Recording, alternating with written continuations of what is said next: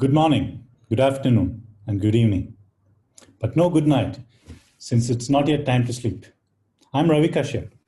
When someone asks me what I do for a living, I say I work with models.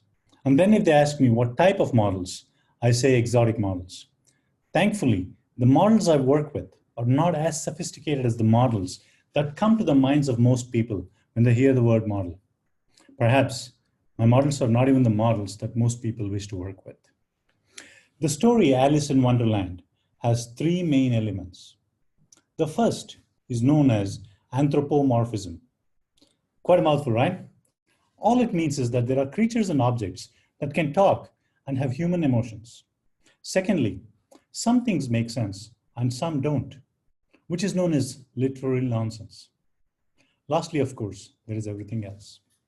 Similarly, in today's business world, we have uncertainty, which many people know more about than me. And there are unintended consequences, which not many of us know much about. So I will focus on the easier part, which is also my strength, and we'll talk mostly about everything else today. Sergey Bubka is our icon of uncertainty.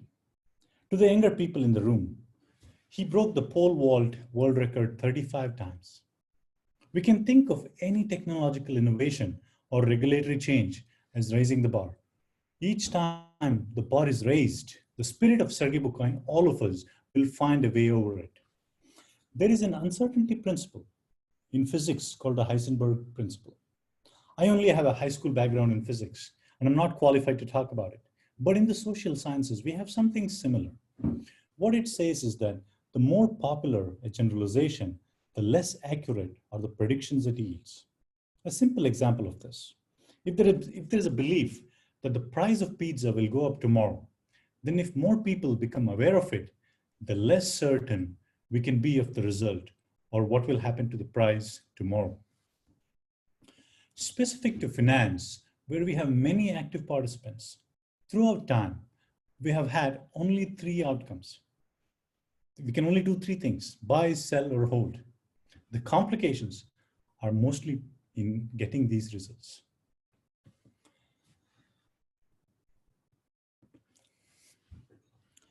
This is the age of information. Too much information if you ask me. Market microstructure is the study of what happens when assets are exchanged with the objective of reducing frictions that can impede the transfer.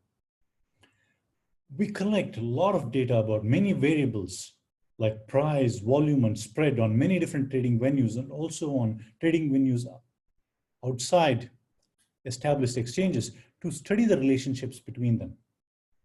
But we also want to understand better unobserved variables like volatility and trading costs, which are sometimes more important. So in the sequel to Alice in Wonderland, called Through the Looking Glass, there is an incident called the Red Queen's Race, in which Alice and Red Queen are constantly running, but they remain in the same spot. Alice is out of breath, and she says, well, in our country, you generally get to somewhere if you run very fast for a very long time, as we've been doing. The Red Queen replies, my dear, that is a slow sort of a country. Now here we must run as fast as we can, just to stay in place. And if you wish to go anywhere else, you must run twice as fast as that. In today's business world, that translates to, you must process as much data as you can just to stay in business. If you wish to make a profit, God bless you. Next, let's look at two financial market events and the corresponding unintended outcomes. The first event is with respect to the Tokyo Stock Exchange. The Tokyo Stock Exchange changed the tick size in 2014 and 2015. The intended outcome was to decrease the spread, which is seen as the cost of trading. So if the spread decreases, then the trading costs are seen to be lower.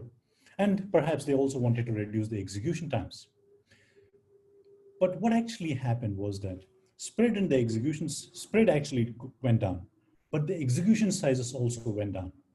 And the volume, the total trading volume and the number of trades actually went up. So then when we look at trading costs across different sizes, For example, when we look at trading costs across orders of 1 to 5 million US dollars or 5 to 10 million US dollars and more than 10 million US dollars, we find that the costs of the larger orders have gone up disproportionately. So in effect, the increased trading volume is not necessarily proving beneficial in adding liquidity to all exchange participants.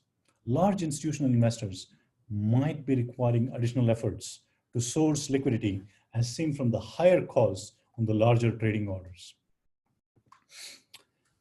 So moving on to the next event, which is the Hong Kong Shanghai Connect. So the Connect was launched on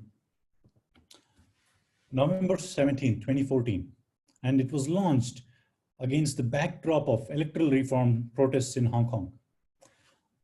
Arguably, this event is the biggest event in international finance, in international business and finance, since Columbus set sail for India. So this makes all of America a wonderful and welcome but unintended consequence. Now, returning back to China, the main issue about doing any study of trading costs in China is that it's very hard to find a good order sample before this Connect was actually launched. So to make a case for the most hardened of skeptics amongst us, we estimated trading costs across dummy odds with the same set of parameters on dual listed securities. Yeah, trading in China and Hong Kong. So they're essentially the same securities, but they're trading in Hong Kong and China. Then we compared the estimates using various statistical processes. Then we lastly compared these estimates with the costs on real orders in Hong Kong in the same dual listed pair. So this establishes that looking at the cost on the real orders shows how good is our estimation methodology, and the order cost on the dummy orders shows us what is happening in these two different markets. What we find is that the costs in Shanghai that might have been lower actually went up as we get closer to the Connect, as we see from these graphs here. So the red line here is the costs on Shanghai, and the blue line is the costs on Hong Kong.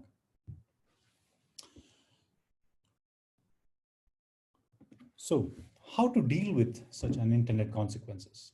That, my friends, is yet another story. But here is a clue. It is said that the universe is the Brahma or the creator's dream. Effort or struggle can help us deal with this world. But sleep or peace of mind can help us create our own world. A lesson from close by and down under. We need to do some yoga and sleep like a koala.